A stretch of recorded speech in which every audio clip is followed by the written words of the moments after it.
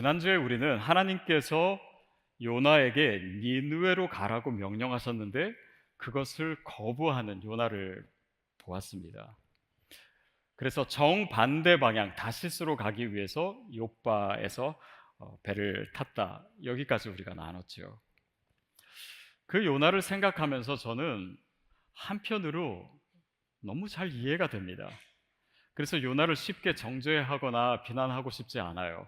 그가 나라를 사랑했고 또 이스라엘 백성들을 괴롭히는 아수르를 미워해서 그들에게 복음 전하는 것이 당연히 주저됐을 겁니다. 근데 이 요나서는요, 이 요나의 불순종한 모습을 미화시키거나 긍정적으로 결코 얘기하고 있지 않습니다. 그것은 어떤 특정한 사람, 이 요나가 그 특별한 상황 속에서 보여준 그 모습을 얘기하기보다는 이 이야기를 통해서 우리에게, 요나서를 읽는 우리에게 뭔가 우리의 신앙에 있어서 굉장히 중요한 문제, 본질적인 문제를 얘기하고자 하기 때문입니다. 그래서 요나서가 지금 그 문제를 다루고 있는데 그것이 무엇이냐면 요나서가 고발하고 있는 것은 나 중심적인 신앙입니다. Self-centered faith. 내 중심적으로 생각하는 것. 또 그것이 신앙이 된 경우입니다. 하나님의 뜻을 내 중심적으로 재단하고 하나님의 뜻을 구해요. 그런데 결국은 내 뜻대로 하는 사람, 내 뜻대로 움직이는 사람. 하나님께 순종하는 것 같지만 사실은 내 뜻과 맞는 경우에만 순종하는 그런 모습. 또 그 결과 하나님이 더 이상 내 인생의 주인이 아니라 하나님은 내 목적을 위한 수단이 되는 것 같은 그런 믿음의 모습입니다.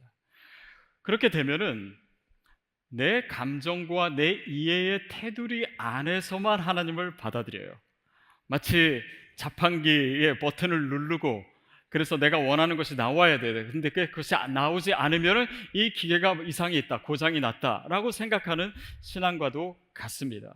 그런데 하나님은요, 그런 기계가 아닙니다. 하나님은 살아계시고 하나님은 인격이시고 우리 인생의 주인이세요. 내가 요청하는 대로만 움직이는 그런 분이 아닙니다.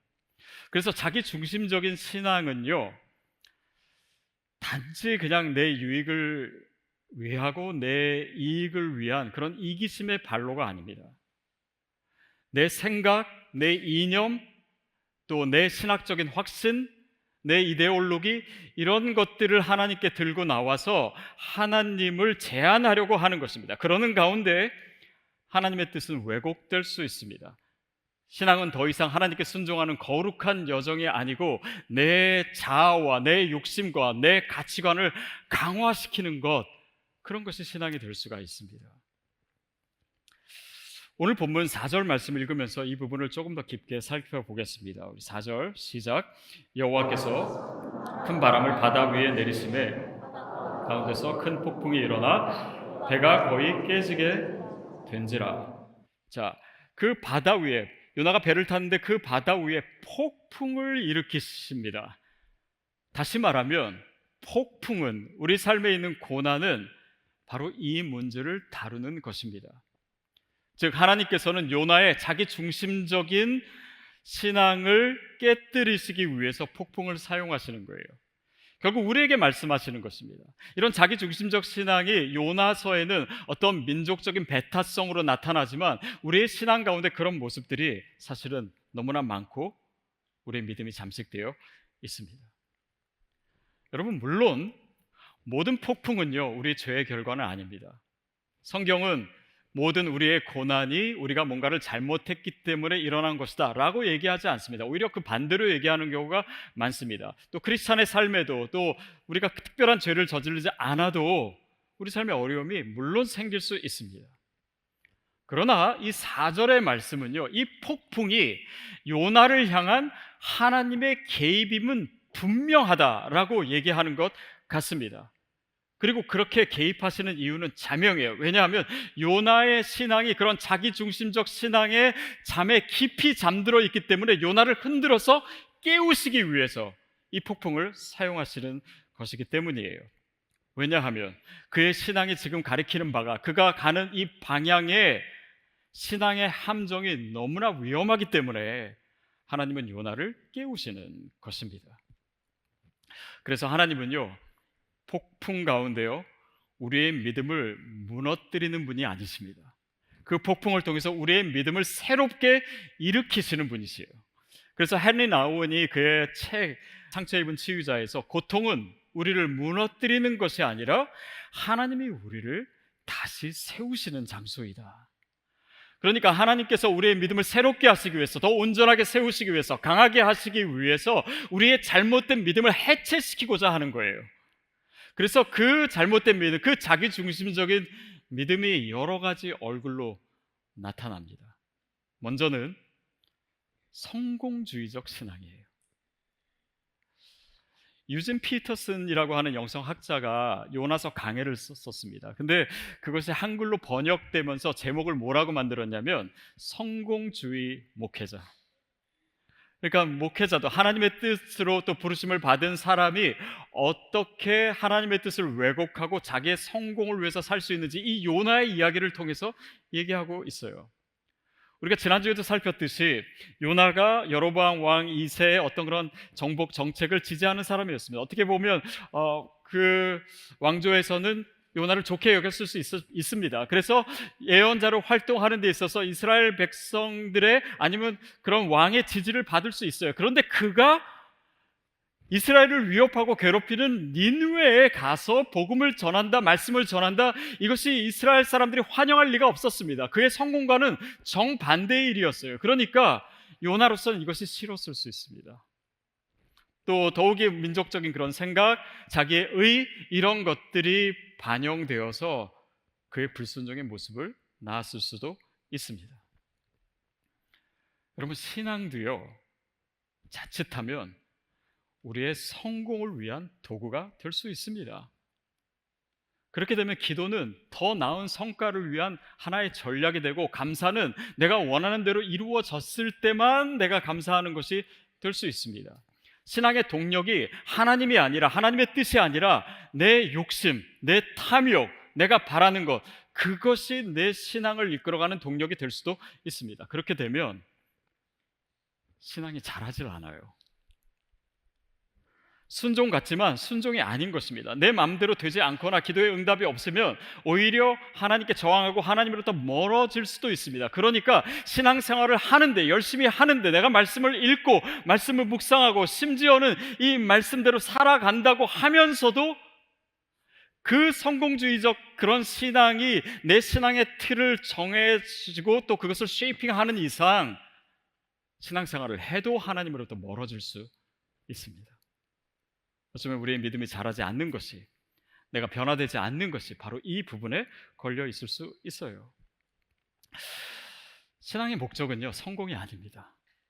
하나님은 물론 우리의 성공이나 우리의 번영을 원하십니다. 그러나 우리의 신앙이 그런 탐욕으로 변장된, 신앙으로 변장된, 우리의 탐욕이 신앙으로 변장된 모습을 하나님은 기뻐하시지 않습니다. 그래서 진짜 신앙은 무엇입니까? 내가 하나님을 더욱더 사랑해서 가는 여정이어야 돼요. 그래서 성공은 그 신앙의 여정에 나타난 결과일 수는 있지만 우리 신앙의 목표가 되어서는 안 되는 것이죠. 두 번째는 순종을 가장한 불순종입니다. 유대 백성에 의해서 다시스는 어떤 도시였냐면요, 거기는 무역이 굉장히 활발하고 진귀한 물품이 많은 곳이었습니다. 그러니까 굉장히 이국적이고 또 화려하고 매혹적인 곳이었습니다. 그래서 그 의미를 생각하면 요나는 지금 다시스로 가고 있는 거예요. 사명이 있는 곳이 아니라 뭔가 내가 원하는 곳을 향해 있습니다. 하나님의 부르심을 받고 또 말씀을 전하는 선지자로 그가 살고 있어요. 그 부르심에는 응답한 것 같습니다. 그러나 그 갈 곳은 제가 선택합니다. 제가 원하는 곳을 갑니다. 라고 하는 태도를 보여주고 있습니다. 어쩌면 우리의 모습도 그럴 수 있지 않습니까? 하나님의 말씀을 듣고 감동은 받겠지만, 은혜는 받겠지만 선택은 제가 하겠습니다. 제가 원하는 것만 하겠습니다. 하나님의 뜻은 오직 내 뜻과 일치할 때만 내가 받아들이겠습니다. 순종 같지만 내 기호에 맞게 하나님의 뜻을 갖다 붙이는 것이지 일종의 확증 편향이지 하나님의 뜻에 순종하는 것은 아닙니다. 우리 자신을 이 말씀의 거울에 잘 비춰 봐야 돼요. 세 번째는 이 성공주의적 신앙, 또 나 중심적인 신앙은요, 선교의 사명을 잊어버리게 합니다. 망각하게 해요. 요나는 자기가 가지고 있는 이 생각의 틀 속에서 니느웨는 구원받을 가치가 없다라고 생각했습니다. 오직 나와 나의 집단의 이익에만 관심을 가졌어요. 그러다 보니까는 하나님 나라에 대한 시선도 잃어버리고 하나님의 뜻도 일단은 그것보다 더 중요한 것은 아닌 것이 되어버립니다. 오늘 우리의 신앙이 정말 내 구원, 내 신앙생활, 내 기도가 응답받는 것, 내가 평안과 안정을 누리는 것, 거기에 집중되어 있으면 하나님께서 뭘 보시는지, 하나님의 뜻이 어디 있는지, 우리가 돌봐야 될 이웃은 도대체 어디 있고 우리가 무엇을 해야 되는지, 하나님 나라를 위해서 나의 고난과 내 신앙의 의미가 어디에 있는지, 무엇인지 우리가 잊고 살 때가 많습니다. 왜냐하면 이게 자기 중심적으로 거기에만 집중되어 있기 때문이에요. 선교를 잃어버리게 됩니다. 하나님 나라의 의미, 우리 신앙의 궁극적인 의미를 발견할 수 있는 그 믿음의 틀을 우리가 무시해버리는 것이 될 수 있습니다. 그러다 보니까 크리스찬이, 또 교회가 사회적인 책임을 외면하게 되고 영혼 구원에 대해서 관심이 없고 그냥 나는 믿는 사람들과 잘 지내면 돼 라는 생각 속에서 신앙생활을 하고 신앙이 개인화되고 피상적이 되는 거예요. 우리 교회 성도님 중에요, 한 분 그 가정에 발달 장애를 가진 아들이 있는 분이 있습니다. 한 번은 이분 이야기를 듣는데 정말 눈물 없이 들을 수 없는 진짜 힘들고 어려운 일들이 너무 많더라고요. 그래서 이분도 참 고민이 많았고 또 신앙적으로 정말 하나님이 살아계시다면 그러실 수 있나 방황한 적도 있습니다. 근데 이분이 최근에 하나님과 정말 가까워지면서 그동안 보지 못했던 것들을 하나님께서 보게 해주시더래요. 그것이 자신과 같이 장애 아이들을 가진 다른 부모님들, 이분들에게 쉼을 드려야 되는데, 이분의 고충이나 또 어려움들을 정말 감싸 안아드려야 되는데, 근데 일단은 내 문제가 너무 크고 힘드니까 그들을 볼 수 있는 그런 시야조차 없었다는 것을 스스로 깨닫게 됐어요. 그리고 하나님께서 이 일을 맡기시는 것 같아서 하나님께 거부했대. 주님, 저도 힘들어요. 근데 오늘 아침에 그런 얘기 하시더라고요. 하나님께서 네가 그 고통을 아는데 네가 아니면 누가 이 일을 감당할 수 있겠니? 그래서 그 음성에 순종하게 되고, 그래서 최근에 어떤 학교를 만드셨어요. 그게 뭐냐면 이 발달장애 자녀를 둔 부모님들이 쉬실 수 있도록 그 아이들을 맡아주는 그런 학교예요. 그래서 그 학교 이름이 뭐냐 그랬더니 For You Schools. 그게 뭐냐면 For me가 아니고 나를 위한 것, 내 중심적인 것이 아니라 이 고통 속에 하나님을 만나고 나서 그 필요, 그 어려움 가운데 있는 자들을 볼 수 있는 눈이 열려지고 그것이 나를 위한 것이 아니라 당신을 위한 것이다. 그 시야를 하나님께서 열어주신 것이 아닌가 싶습니다. 우리의 삶에서도 하나님께서 어쩌면 우리의 고난을 통해서 열어주시는 하나님의 시각이 있어요. 우리 이웃을 보게 하십니다. 긍휼한 마음을 갖게 하십니다. 그들을 이해하게 하시고 그들에게로 우리가 한 걸음 나아갈 수 있도록 하시는 그 주님의 손길, 주님의 그 시선이 저와 여러분에게 있게 되기를 바랍니다. 우리가 말씀을 통해서 보듯이 이 폭풍을 통해서요, 요나는 자기 자신을 한 번 더 돌아보게 됩니다. 그리고 이 폭풍의 의미를 생각하게 돼요. 여러분, 우리가 요나서를 보면서 알 수 있듯이 이 폭풍 가운데는요, 분명한 하나님의 뜻이 있었습니다. 그래서 요나는 바로 이 순간에 그 하나님의 뜻을 헤아리고 있어요. 그 고난의 의미를 찾고 있어요. 다 알 수 없을는지 모릅니다. 그러나 거기에 하나님의 뜻이 분명히 있습니다. 그리고 우리의 폭풍에도, 우리 앞에 있는 이 고난 가운데도 분명히 하나님의 뜻이 있습니다. 물론 우리 삶에 있는 이 어려움의 이유를요, 우리는 다 알지 못합니다. 더욱이 그것이 하나님의 뜻이라고 했을 때 우리가 그것을 명확하게 구체적으로 다 알 수 있는 것은 아닙니다. 물론 거기에는 하나님의 목적이 있을 수 있습니다. 우리가 우리 인생을 살면서 우리 인생의 목적이 단지 고난을 피하고 행복한 것이 아니라 하나님을 아는 것이다, 이 대전제 앞에서 우리의 고난이 해석될 수도 있습니다. 또한 이 고난을 통해서 하나님과 더 깊게 만날 수 있고, 또 하나님께서 내 삶을 빚으시고 만드시고 나를 더 온전케 하시는 그런 주님의 손길을 경험할 수 있습니다. 그 가운데서 하나님의 뜻을 발견할 수도 있어요. 또 어떤 사람은 우리가 하나님의 뜻을 당장 알 수는 없지만은 우리가 인생을 살고 우리의 개인적 종말과 또 시간이 지날수록 또 영원한 삶의 관점에서 하나님의 뜻을 알 수 있다. 그래서 이 고난의 문제는 단지 하나님의 능력의 문제가 아니라 시간의 문제이다, 종말론적으로 역사적으로 해석해야 된다, 이렇게 얘기하는 사람도 있습니다. 또 이 세상에 이렇게 어려운 일이 많은지 인간의 자유의지를 통해서 좀 논리적으로 하나님의 뜻을 헤아려 보는 그런 시도도 있어요. 근데 이 고난의 의미에 있어서 이런 모든 것들보다 가장 더 핵심적이고 중요한 것이 있습니다. 그것은 어떤 논리로 우리를 설득하고 이해시키는 것이 아니라 우리가 잘 모르고 확신할 수 없음에도 불구하고 확실한 것이 있는데, 우리의 모든 고난과 이 폭풍 가운데 그 배후에는 하나님의 사랑이 있다라는 사실이에요.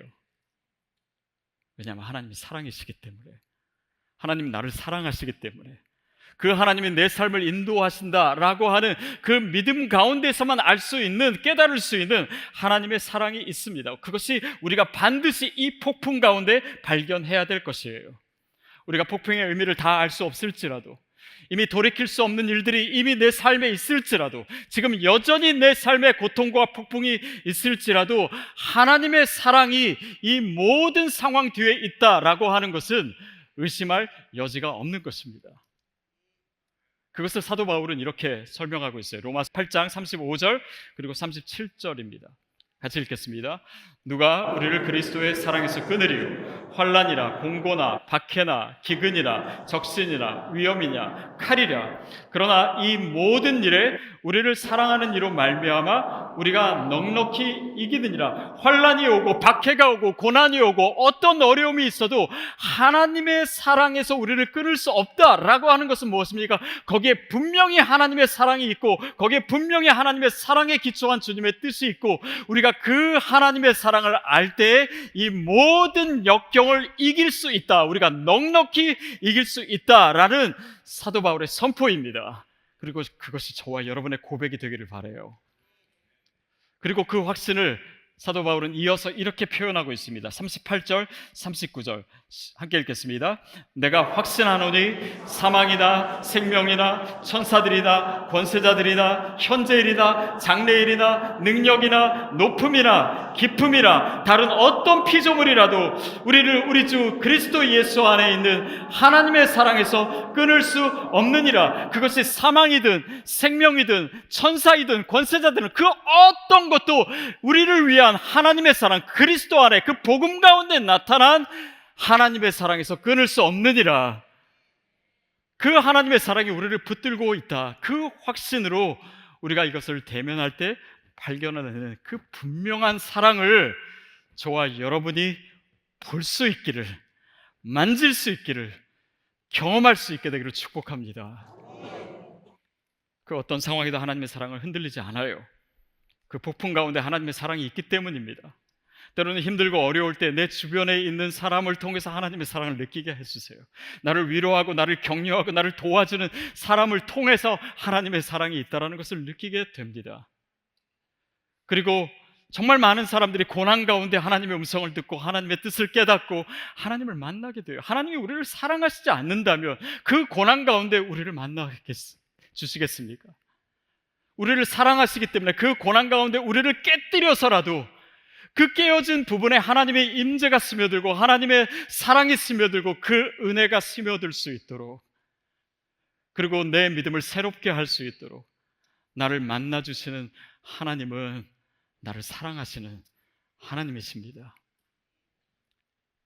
그리고 그 하나님은 단지 내 고통을 보시면서 그의 완벽함에 겨워서 그냥 희죽히 웃고 계신 분이 아닙니다. 그분은 우리와 함께 하시고 아들 예수 그리스도를 통해서, 그 십자가를 통해서 우리와 함께 고난당하시고 그 고난의 여정을 같이 가주시는 분이세요. 그것이 십자가의 의미 아닙니까?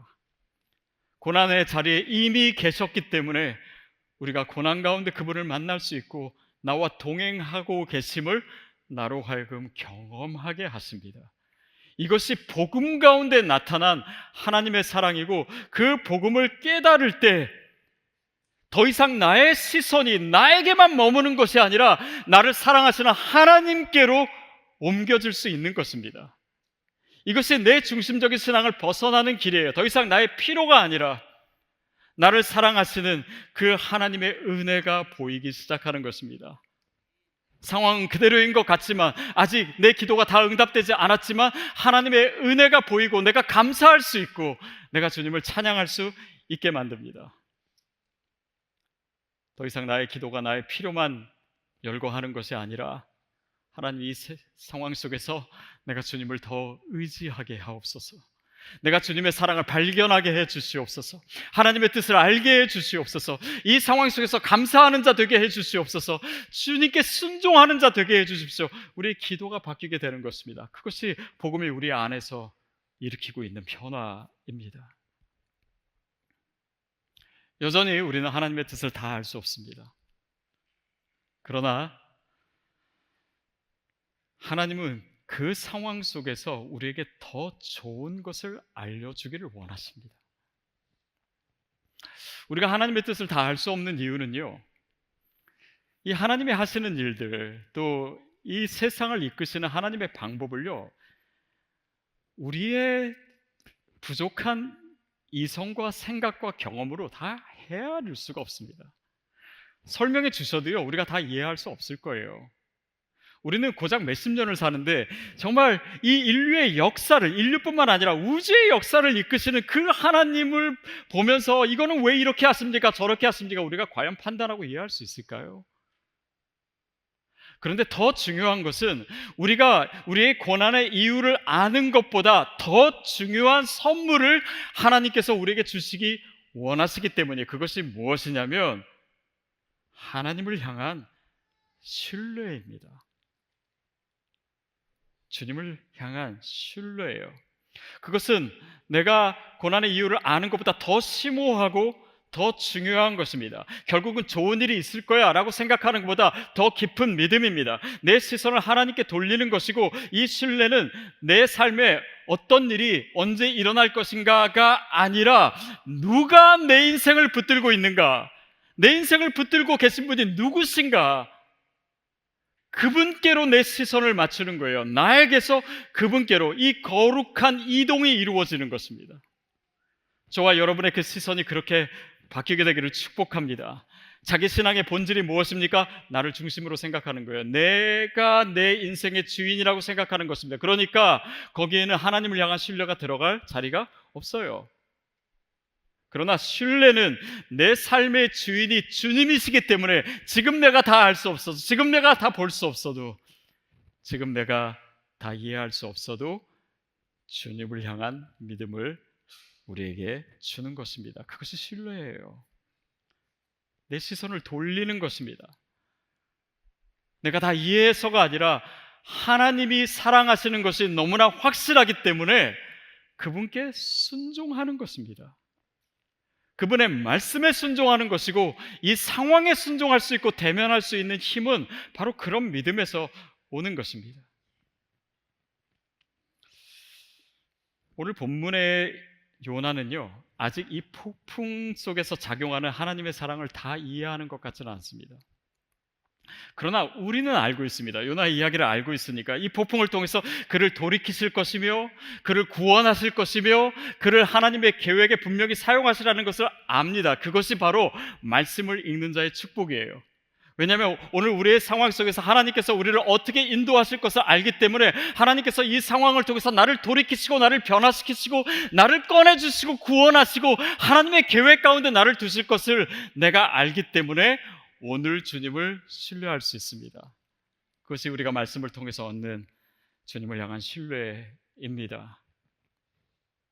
그렇게 될 때 하나님이 우리 삶을 어떻게 인도하실까요? 하나님이 우리의 삶을 축복하시지 않으실 수가 있을까요? 하나님께서 이 폭풍 가운데 그런 신뢰를 가진 자들을 어떻게 인도하실까요? 이럴 때 우리가 로마서 8장 28절을 좀 더 명확하게 읽을 수 있습니다. 우리가 알거니와 하나님을 사랑하는 자, 나를 사랑하는 자가 아니라 내 중심에 나만 있는 자가 아니라 하나님의 사랑을 이 폭풍 속에서 발견하게 되면 그분을 알게 되고 그분의 사랑을 알게 되고 나 또한 주님을 사랑하게 되는 자, 곧 그 뜻대로 부르심을 입은 자, 내 뜻이 아니라 내 욕심이 아니라 내 계획이 아니라 그분의 뜻대로 행하고 부르심을 입은 자들에게는 어떻게 하신다고요? 이 모든 것이 합력하여 선을 이루느니라.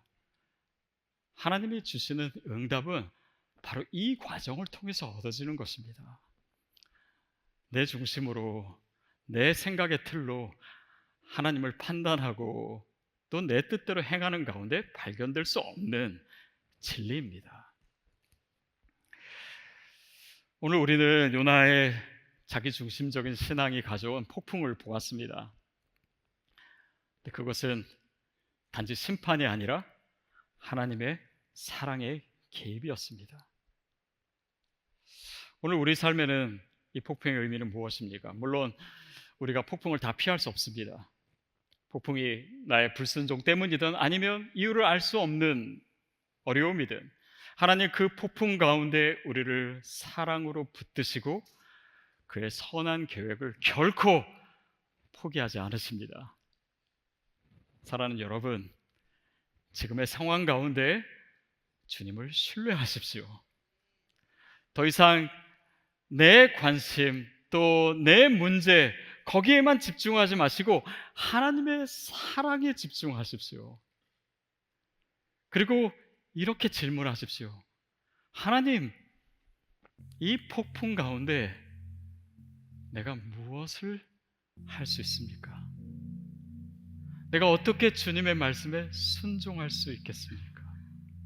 내가 순종해야 될 하나님의 명령은 무엇입니까? 고난 가운데 하나님의 사랑을 발견한 사람이 할 수 있는 질문이고 그것이야말로 우리의 신뢰의 반응입니다. 주님께서 내 삶을 이끄시는 것이 너무나 분명하기에 이 상황 속에서조차 하나님의 사랑은 결코 의심할 수 없기에 이 모든 것을 통해서 가장 아름다운 일을 이루실 그 주님을 내가 신뢰하기에 오늘 그 믿음과 신뢰로 반응하겠습니다. 그 믿음의 모습으로 주님 앞에 서 계신 저와 여러분 되기를 축복합니다.